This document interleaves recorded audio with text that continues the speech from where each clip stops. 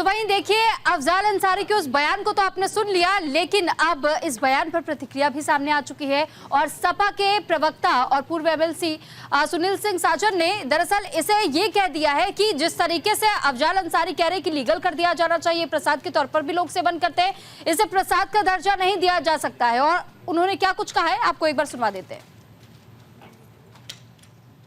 करने के लिए है समाजवादी पार्टी के वरिष्ठ नेता और प्रवक्ता सुनील सिंह साजन। सर, जिस तरह से अफजाल अंसारी का बयान आया है गांजे को लेकर कि इसको रेगुलराइज कर देना चाहिए, इसको लाइसेंस कर देना चाहिए, किस तरह से देख रहे हैं?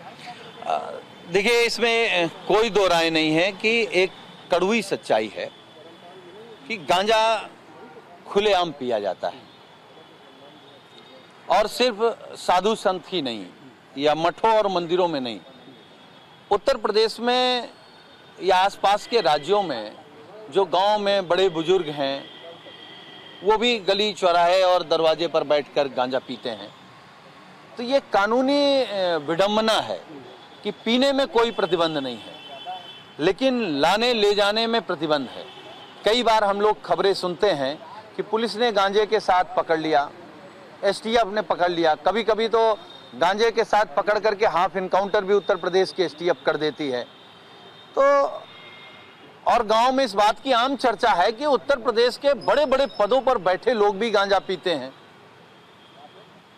तो यह सरकार का विमर्श का विषय है कि सरकार इस पर विचार करे, या तो पूर्णतया प्रतिबंध लग जाए या पूर्णतया इसको खोल दिया जाए।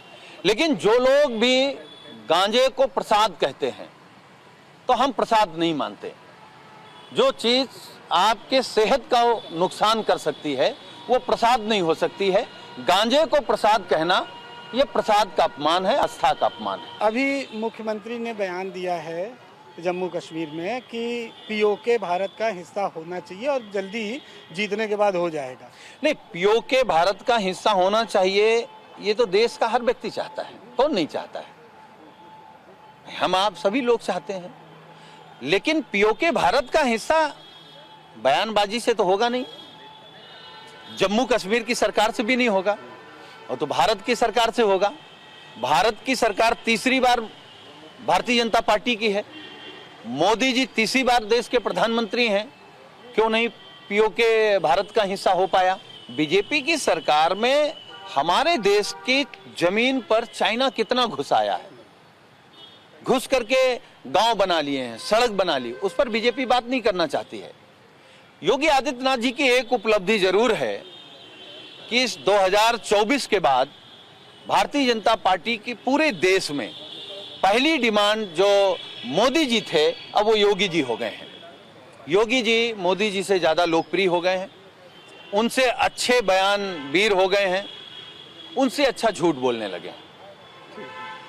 कैमरामैन शुभम के साथ नीरज मिश्रा, न्यूज़ इंडिया, लखनऊ।